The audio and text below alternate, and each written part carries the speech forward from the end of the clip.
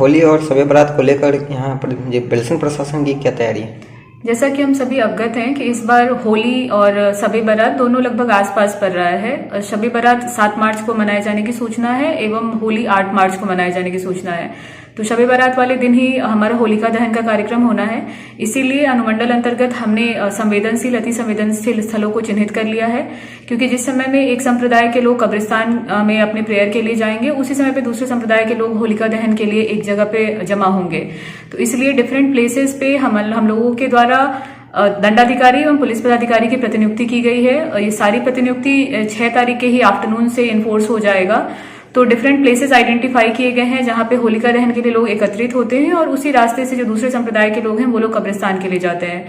तो हम लोगों की तरफ से पूरी तैयारी है कि कहीं भी अगर दोनों संप्रदाय के लोग आपस में एक दूसरे से आमना सामना भी हो रहा है तो बिल्कुल सौहार्दपूर्ण माहौल रहे, किसी प्रकार का कोई तनाव किसी में नहीं हो।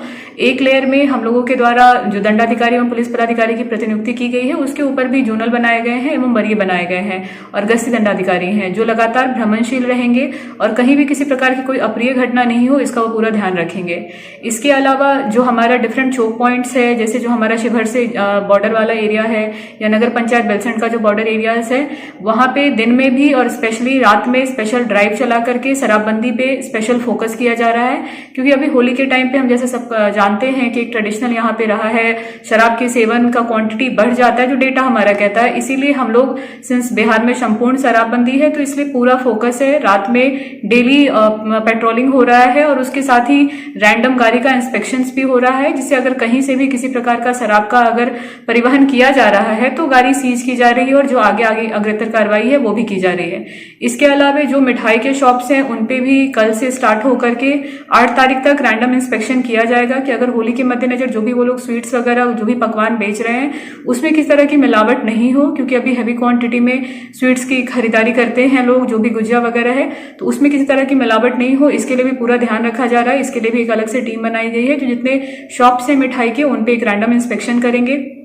इसके अलावा 6 तारीख की आफ्टरनून से जब फोर्स आएगी तो उनको एक शिफ्ट में बनाया गया है, क्योंकि उनको रात में भी गश्ती करनी है। शब बारात मोस्टली रात में ही प्रेयर का टाइम होता है और होलिका दहन भी रात में ही होता है। तो 6 तारीख के आफ्टरनून से 3 शिफ्ट में पुलिस फोर्स और स्टैटिक दंडाधिकारी अपने अपने प्लेसेस पे रहेंगे। उन्हें बता दिया गया है कि किसी भी प्रकार से अगर कहीं भी दो संप्रदाय के लोग आपस में मिल रहे हैं तो बिल्कुल सौहार्दपूर्ण रहे, कहीं कोई छीटाकसी नहीं हो। अगर होलिका दहन में कुछ जा रहे हैं तो कहीं से भी जो हम जानते हैं कि अगर दूसरे संप्रदाय के लोगों के द्वारा अगर या अपने ही दोनों संप्रदाय आपस में ही अगर किसी मुद्दे को लेकर अगर कहीं कुछ कसाकसी करने की कोशिश करते हैं तो वो तुरंत हम लोगों को इन्फॉर्म करेंगे अपने वरीय पदाधिकारी को, ताकि हम लोग इमीडिएट एक्शन ले सकें उस पर।